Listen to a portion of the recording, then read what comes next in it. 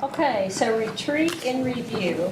So we started Thursday in Castle Hills. We talked about all the steps that are being taken for planning and annexation. So the direction, as I understand it, is to continue the analysis as we laid that out, related to impacts on staffing, maintenance, and replacement of infrastructure. That we would proceed with the hiring of consultant in FY 1920 to prepare the PD that Richard talked about. We would proceed with the hiring of a consultant that it's our normal rate analyst in FY 1920 to work on inclining block rate structure for water utility. Keith mentioned this, but he didn't talk about it in detail. I think we might need some outside assistance to collect data on impervious surface areas and update the model for stormwater feed. Jason, I'm guessing we would need some help from a third party for that. That's very possible. Yes, so I just wanted to add that. That's not something we talked about in detail, but I wanted to make sure we were thinking about that. Stacy mentioned that we would want to proceed with the hiring of consultants to update our Park and Trails Master Plan. And I would suggest we go in and get that started so that by annexation, we have the plans updated and ready to move forward. The other thing that we didn't mention a lot Thursday, but I wanted to remind you, is that right now, James has been working with Bert Solomons on the crime control district. You remember we needed language changed to change that statute to allow us to have an election in Castle Hills for our crime control sales tax district. We did it last year for fire control. We have to have the bill to be able to move forward and do it for crime control, and we have that bill has been drafted. Liz helped us with that, and we are hoping to get that passed this legislative session. When we talk about board appointments, as I understood your direction on the Arts Advisory Board, that's currently a 9-member board, that we would revise the ordinance to allow place 4, 5, 6, 8, and 9 to possibly be held by Castle Hills residents. If you still needed additional seats because you don't have enough turnover in any of those places, then you could add up to 2 seats to the board to allow Castle Hills residents to have participation on this board. And then at annexation, that board would return to a 9-member board. Animal Services Advisory Board, currently a 7-member board. We would revise the ordinance to allow seats 2, 3, and 6 to be held by Castle Hills residents. And again, we would revise the ordinance to allow up to 2 seats to be added if there's no vacancies for Castle Hills residents in those other seats. Can I ask you a question about that? Uh-huh. What do you mean by if vacancies don't allow? Because let's say that you have all those seats are held by Louisville residents and they don't want to go off the board, and the council doesn't want to take them off the board, then you would have to add 2 seats. So we're going to wait to see if they move before we revise the ordinance? I would go in and revise the ordinance so you have that ability to do it. But not revise it to add 2 seats, just revise it to allow. No, I would do both. I would revise it to allow Castle Hills residents, and then I would also say the council could appoint up to 2 additional seats to each one of those boards if they need to. So you've got some flexibility there. It's an option. Okay, we'll talk about that. Okay. Okay, well, forget that one. No, it's not forget it. Do it. We need to talk about the logistics. Because I don't want to add 2 additional seats that we don't have to. I mean, it's just more. I'd rather not work. either. Yeah, it's more work for staff to have to deal with that. Yeah. So I'd rather just add them if you need those seats. Either rotation may take care of the law. Yeah. She might take care of it. And the rotation may take care of it. That's exactly Right. We'll work with legal on that. The same with your CDBG. Yep. And the same with the library board. ZBOA, Old Town Design Review, no change. No change to 2025. It looks like I didn't put that on there. No. So the next subject was the Lewis 2025 update process. please. Is this scrolling? Yes. Yeah. No, it's out of order somehow. Hold on a minute, let me look at this. Yeah, so my pages are out of order. So the second page should start at the top with continue with update process as outlined in retreat material. Okay. Then we would, everybody with me? Yeah, everybody's got it. Okay. So everybody else is in that order? Okay. Include public engagement for the development of the library strategic plan and the sustainability plan as part of this overall process. And you talked quite a bit about making sure that came back to city council. And I thought what we would probably want to do is just have a quarterly report to go back to council to talk about where we are in the planning process and make sure that you're involved and giving direction on that. And that we would continue with the realigning of the current council priorities under the big moves as part of that public engagement process. And the way I see that working would be where you're adding action steps to each one of those big moves that really are reflective of council priorities.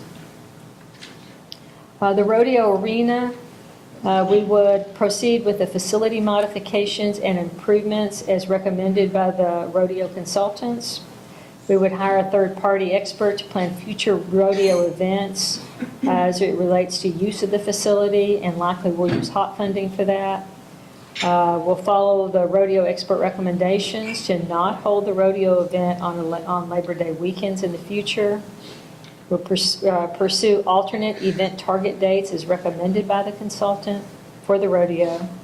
The first event held after facility renovation will be beyond the Labor Day of 2019. In other words, we won't have anything Labor Day 2019 because that's going to be your pop festival, the anniversary celebration. And that we'll work with consultants and staff to bring back compatible uses for the rodeo grounds. Did I miss anything on rodeo? Strategies for a lovable Old Town. You told us that we should set money aside in the 1920 budget. You said 25 to 30. I went on took the higher number of 30,000. And the strategy prioritization, no additional dog parks unless private sector were to build it and maintain it. Claire showed you a picture of that restaurant that's over in the Colony that I just want to pick up and move to Louisville so badly. The shacks. Yeah, the shack. So anyway, so I know Jason Moore's going to be able to bring that to you. No pressure. He's working on that. That we would pursue the linear pocket park, working with the park board and the 4B financial plan. The one that she outlined that really runs behind, yes, correct. FY 1920, we would work with engineering on retractable bollards at Charles Street. I want to make sure I'm working closely with engineering on any impacts to that road and how that would need to be handled. Work with the Parks Department on creation of landscaped entrance to Old Town, and that would be a consideration for 4B funding. In 1920, we would do the hopscotch and other game stencils on sidewalks between City Hall and Twisted Root. And that I say 1920, that could be fairly inexpensive, and we could do that as quickly as you would want us to do. Claire can probably get creative and find some money. Work with the Arts Advisory Board on decorative crosswalks. Again, I'm going to want traffic engineer involved in that conversation.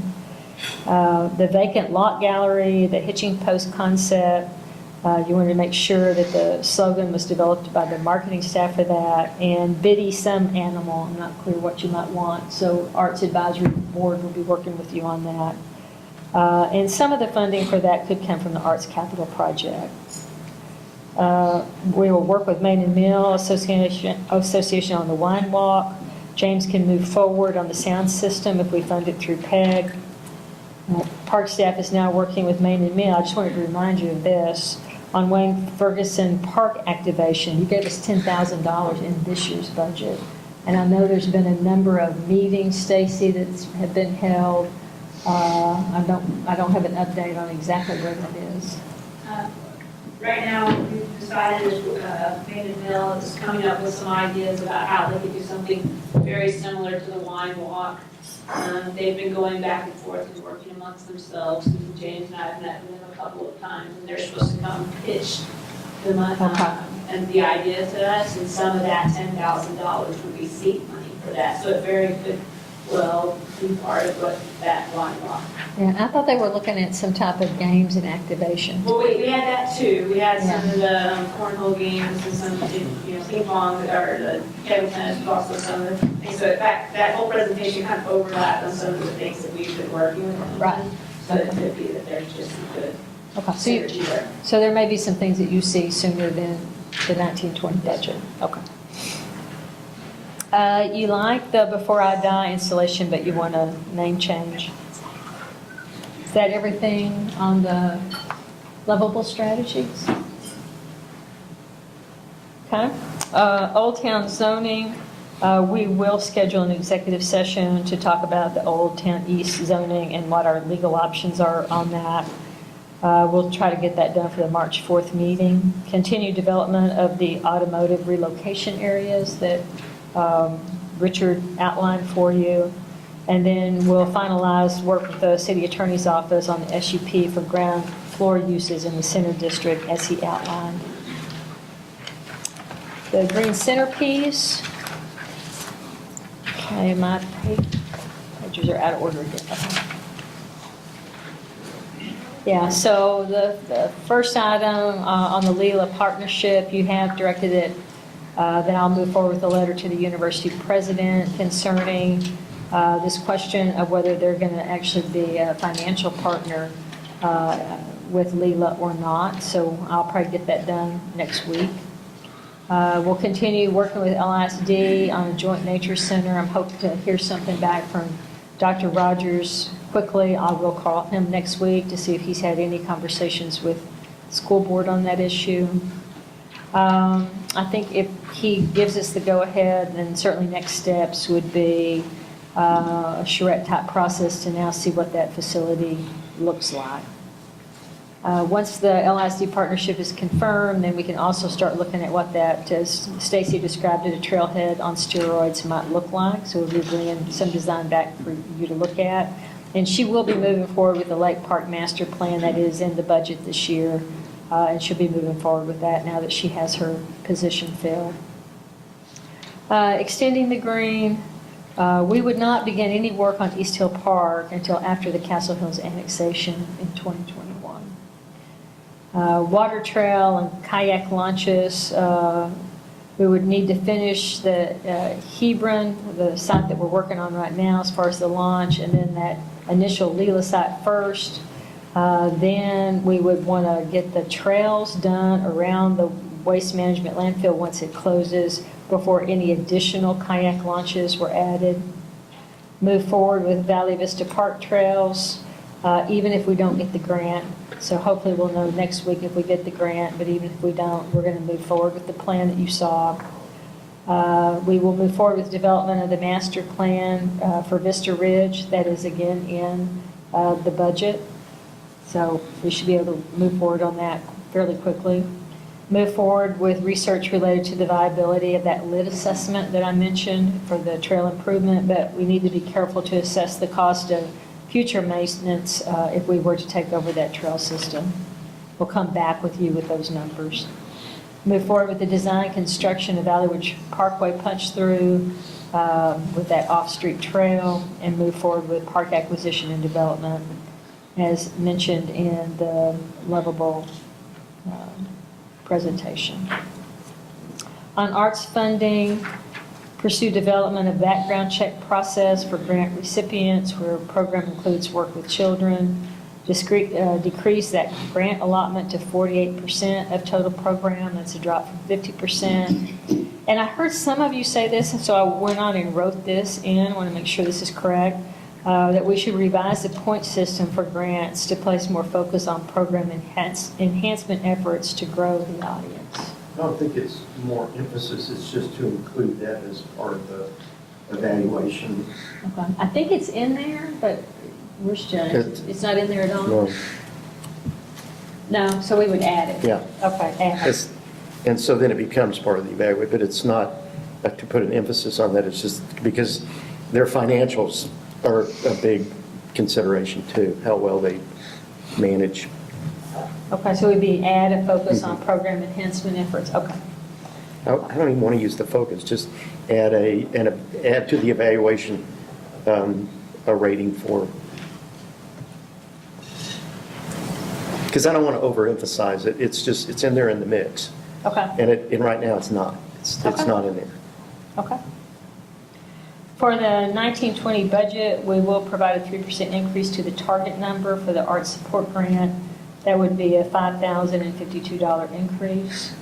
And we would come back at the 2021 retreat, so you can again give us direction on dollars that should be allocated to grants versus public art.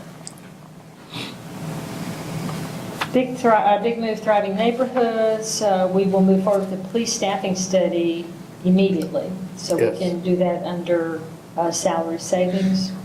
Expand the nuisance abatement program to hotels with next highest number of crimes per unit, and then expand the program to apartments and mobile home parks.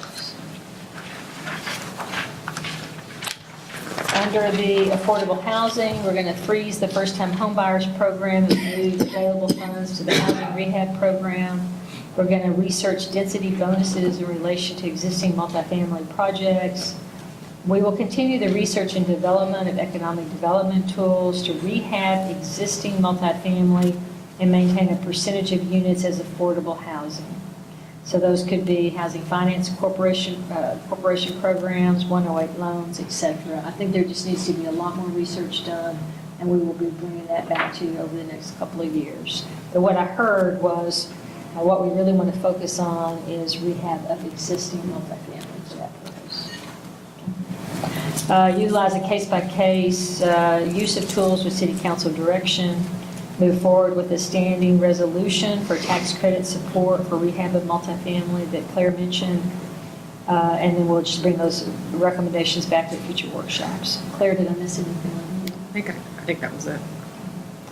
The Big Move Sustainability, we're going to move forward with developing a sustainability plan as Mindy discussed this morning. And then we got to the council pitches. So with Mayor Durham's, we'll begin work immediately on a policy statement regarding board rotation. We'll begin staff development of education program for recycling, including at the bin education.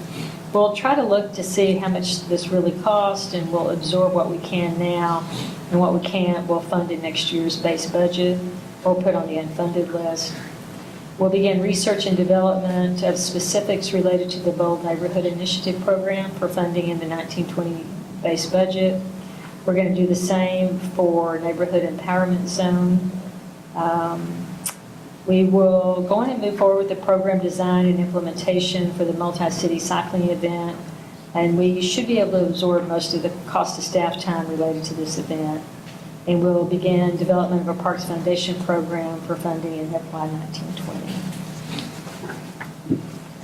1920. For space allocation, continue with proposed phasing of the project completion for the annex and Keeley sites. We're going to have to step back now and develop funding strategies for what you saw today. For Fred Herring Rec Center, once Thrive is built, we'll renovate office space and move Parks admin into the renovated space. Determine the use of courts and gyms after impact of Thrive operation is known and renovate accordingly. On the annex, we'll move out park staff as soon as Herring is renovated and renovate the annex for ITS and port expansion.